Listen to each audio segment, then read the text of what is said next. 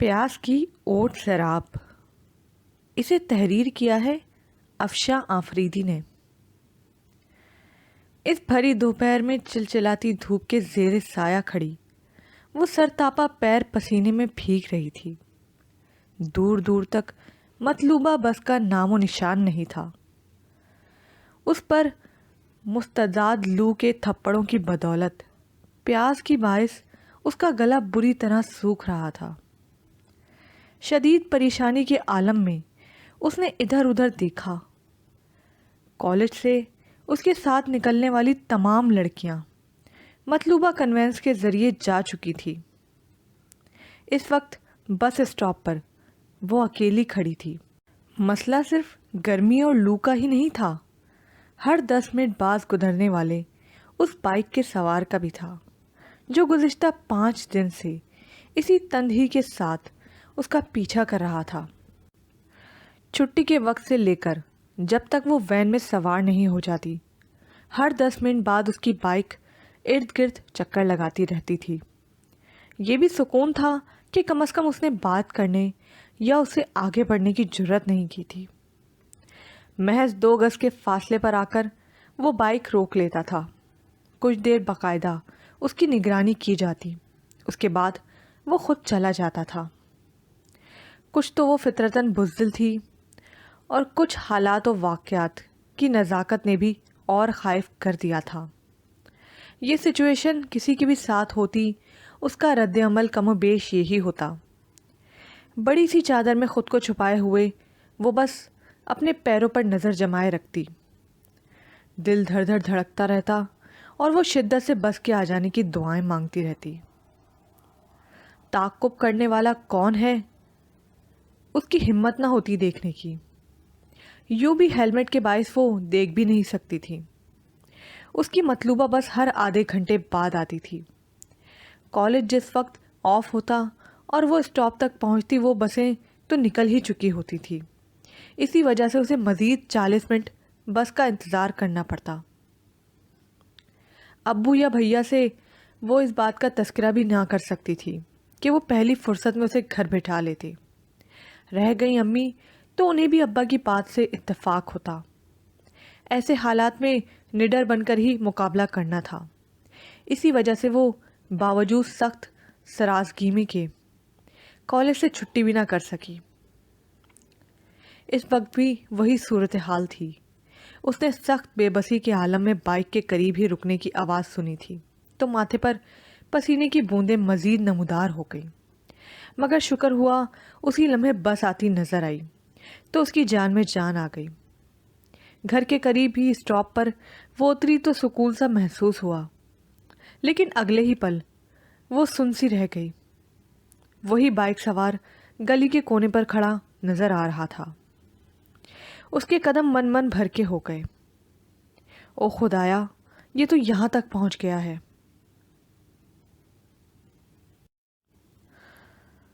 عالم پریشانی میں اس نے چادر ماتھے تک کھینچ لی. اپنے گھر جانے کے لیے اسے یہی روڈ استعمال کرنا تھا جس کے لیے اس کے پاس سے گزر کر جانا پڑتا. دل ہی دل میں آیت الکرسی کا ورد کرتی وہ ہمت کر کے آگے بڑھی اور جو ہی اس کے نزدیک پہنچی اس نے بائک اسٹارٹ کر دی تھی. بے ساختہ گھبرا کر اس نے نظر اٹھائی تھی. خاصا خوش شکل نوجوان تھا. ہیلمٹ اتار کر اس نے پیٹرول کی ٹنکی پر رکھ لیا تھا. سہمی سی نظریں ملی تھی تو وہ قدرے مسکرایا تھا. یہ جرت ایسی غیر متوقع تھی کہ وہ نارمل رفتار سے کہیں زیادہ تیزی سے آگے بڑھتی چلی گئی تھی. ایک ہی خوف ستا رہا تھا، اگر ابو یا ان کے کسی واقف کار نے دیکھ لیا تو قیامت ہی آ جائے گی. آخر کو یہ پرانا محلہ تھا، سبھی جانتے تھے اس کے گھرانے کو. دروازے پر رک کر دستک دینے کے بعد اس نے بہت ہراساں ہو کر پیچھے مڑ کر دیکھا، مگر وہاں کوئی نہ تھا. اس کی جان میں جان آئی، گو کہ دروازہ کھلنے میں معمولی سا وقت لگا تھا، لیکن وہ اس قدر اپسیٹ تھی کہ لگاتار بیل بجاتی ہی چلی گئی. ارے لڑکی، چھری تلے دم تو لے لیا کرو، آتے آتے ہی آؤں گی نا. دروازے پر یا یہیں پر چرپائی ڈال لوں میں. حسب توقع بوا ہی گیٹ کھولنے آئی تھیں. आंखों पर हथेली का छज्जा सा बनाकर उसे देखा था। वो तेजी से अधखुले दरवाजे से अंदर चली आई, फिर बरामदे में रुकी भी नहीं, आगे बढ़ गई। अरे लड़की, ऐसी भी क्या बेताबी, क्या मिलिट्री पीछे लगी है? बुआ हस्बे आदत बोले जा रही थी। उसने शुक्र का सांस लिया कि अम्मी घर पर नहीं थी। गर्मी बला की है बुआ, तुम्हें क्या पता, तुम तो ठंडे कमरे में बैठी रहती हो। बिस्तर पर गिरते हुए उसने आंखें मूंद कर बेजारी सी बुआ को नाला था। जवाबन मुतवक्के तौर पर अपने पूरे दिन का रूटीन दोहराने लगी। उसने कान गोया बंद कर लिए थे। अभी तक जहनी तौर पर वो सख्त अपसेट थी। अम्मी मौजूद होती तो यकीनन नोटिस लेती। अम्मी कहाँ हैं बुआ? उनके रिकॉर्ड को ब्रेक लगाने के लिए उसने जूते उतारते हुए पूछा तो बुआ ने एक नज़र खफकी की उस पर डाली, फिर नरे रूठेपन से बोली, तुम्हारी मुतवक्के सास की तबीयत खराब हो गई है। अभी 10 मिनट पहले ही फ़ोन आया था उनका, उन्हीं के घर गई हैं। ओह। बुआ की इत्तला पर वो चुप सी हो गई, क्योंकि जिब्रान की अम्मी तो आज शाम उनकी तरफ आना था। गालिबन उसी प्रोग्राम को कैंसिल करने के लिए फ़ोन किया होगा उन्होंने। और अम्मी ठहरी जहां भर की हमदर्द, वो तो अपने बदतरीन दुश्मन की अयादत करने भी जा पहुंचती थी। ये तो फिर उसकी सास थी। मगर इस बलाखेज गर्मी के मौसम में अयादत उसने सोचकर जैसे झुरझुरी सी ली, फिर उठ खड़ी हुई। इस ताक़ुब करने वाले की दी हुई ज़हनी अजियत और कोफ्त के बाद ये इत्तला उसे खासी नागवार गुजरी। ताहम बुआ पर कुछ जाहिर किए बगैर वो शावर लेने के लिए कपड़े निकालकर वॉशरूम की तरफ बढ़ गई। दूसरे दिन उसकी अपनी तबीयत ठीक ना रही। इस शदीद गर्मी के बाइस सन स्ट्रोक हो गया, तो वो 2-3 दिन तक बिस्तर से ना उठ सकी। और इस दौरान जिब्रान की अम्मी भी यहाँ का चक्कर लगा गई।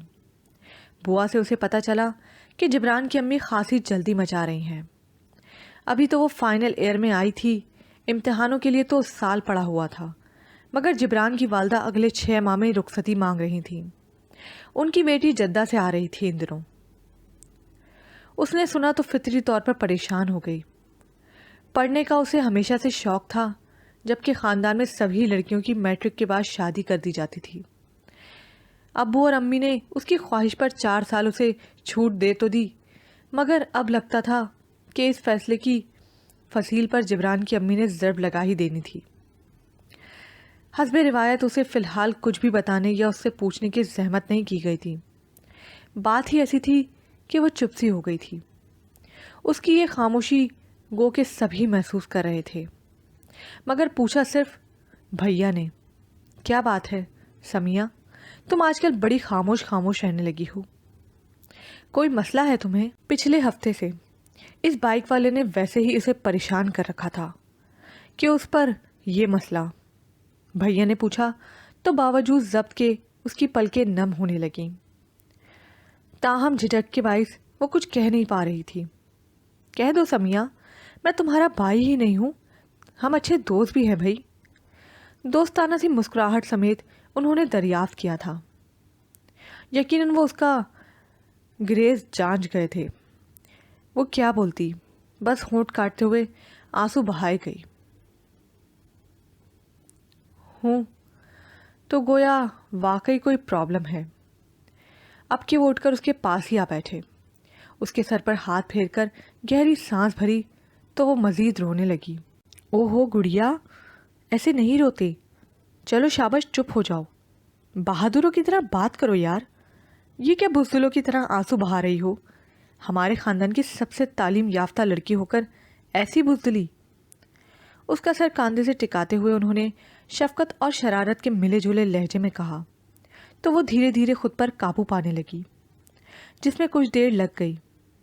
आहिस्तेगी से उनके कंधे से सर उठाया तो वो सवालिया नज़रों से उसे देखने लगे। उनकी आंखों में ऐसी नर्म और हलावत आमेज़ चमक थी कि उसे पता ही न चल सका कि वो क्या कहने लगी थी। बस बोलती चली गई, भैया क्या मेरी ज़िंदगी पर मेरा कोई हक नहीं? क्या मुझे अपनी मर्ज़ी से जीने की ज़रा सा भी इजाज़त नहीं है? आंसू दोबारा उसकी पलकों पर लरसने लगे थे। بھیا کے مسکراتے لب بھینچ سے گئے. وہ سنجیدہ ہو گئے تھے. گہری سانس بھر کر معاملے کو سمجھنے کی کوشش کی اور جب سمجھا تو آہستگی سے سر نفی میں ہلا دیا. نہیں بیٹا، ایسی بات نہیں. جو کچھ بھی کیا جا رہا ہے تمہاری خوشی کے لیے ہی تو کیا جا رہا ہے. پھر بھی اگر تم سمجھتی ہو کہ اس میں تمہاری خوشی نہیں تو. وہ ایک لمحے کو چپ ہوئے تو اس کی جیسے سانس سینے میں اٹک گئی. تو کیا آپ میرا ساتھ دیں گے بھیا؟ بے ساختہ ان کا ہاتھ تھام کر لبوں سے لگاتے ہوئے وہ بے قراری سے پوچھ بیٹھی تھی. بھیا نے اسے دیکھا جس کے چہرے پر بی بی مریم کا سا تقدس تھا اور آنکھوں میں مایوسی. ان کا دل جیسے کسی نے مٹھی میں لے لیا. اس چھوٹی سی گڑیا سے کتنی محبت تھی انہیں. بلا ارادہ انہوں نے اسے خود سے لگا لیا. میں تمہارے ساتھ ہوں گڑیا. زندگی کے کسی بھی موڑ پر، کسی بھی قدم پر تم مجھے آواز دو گی تو مایوس نہیں ہوگی. ان کا لہجہ جذبوں سے معمور تھا. محبت اور شفقت سے لہجہ نرم اور حلیم ہو گیا تھا. وہ جانتی تھی بھیا اپنے لفظوں کے کس قدر پابند ہے. بے پناہ مسرت کے احساس سے اس کا رواں رواں جی اٹھا. بے قراری سے سر اٹھا کر انہیں دیکھا. آپ سچ کہہ رہے ہیں نا بھیا؟ باوجود یقین کے وہ بے یقینی سے سوال کر رہی تھی. بھیا اس کی کیفیت پر زیر رب مسکرا دیے. ہوں، سچ کہہ رہا ہوں، مگر یہ تو بتاؤ کہ جبران میں آخر ایسی کیا برائی ہے کہ تم اس کے رشتے سے انکاری ہو جبکہ تم نے اسے دیکھا تک نہیں. اب کہ انہوں نے بلا تمہید ہی سوال کر ڈالا تو وہ بری طرح کٹ کر رہ گئی. میں نے یہ کب کہا بھیا؟ میں تو بس اپنی پڑھائی. انگلیاں چٹکھاتے ہوئے اس نے بمشکل ادھورا جملہ پورا کیا. بھیا نے یکدم مطمئن ہو کر صوفے کی بیک سے پشت ٹکا لی. اوہ، تو مہلت درکار ہے. وہ مسکرائے تو وہ جھینپ سی گئی. تم فکر مت کرو، میں امی سے بات کر لوں گا. اوکے. اب مجھے تمہاری یہ شکل نظر نہ آئے روتی بسورتی. آئی سمجھ؟ انہوں نے محبت سے اس کے سر پر ہلکی سی چپت لگائی تو وہ بے ساختہ مسکرا دی. مگر اس مسکراہٹ میں فطری پن نہیں تھا. بھیا کی عمیق نظروں نے یہ بات محسوس کر لی تھی، اسی لیے تواتر سے بولے. اینی پرابلم یا کوئی اور بھی مسئلہ ہے؟ نہیں تو، وہ پوچھ رہے تھے. سمیہ اٹک سی گئی. نہیں بھیا، اور کوئی مسئلہ نہیں، سب ٹھیک ہے. بوکھلاتے ہوئے انداز میں اس نے انہیں مطمئن کرنا چاہا تو وہ سنجیدہ ہو گئے. اوکے، تمہاری مرضی نہیں بتانا تو مت بتاؤ، مگر جب تمہیں لگے معاملہ تمہارے ہاتھوں سے نکل رہا ہے تو مجھے انفارم ضرور کرنا. اٹھتے ہوئے وہ اس قدر سنجیدگی سے کہہ گئے کہ وہ ہراساں اور متوشک سی بیٹھی رہ گئی. بار بار یہی خیال آتا رہا کہ کہیں بھیا سب جان تو نہیں گئے. یہاں پر یہ پارٹ اختتام کو پہنچا. مزید پارٹ سننے کے لیے اردو ناول زبر پرائڈ کو لائک کیجیے، سبسکرائب کیجیے، شیئر کیجیے، کمنٹ کرنا مت بھولیے گا.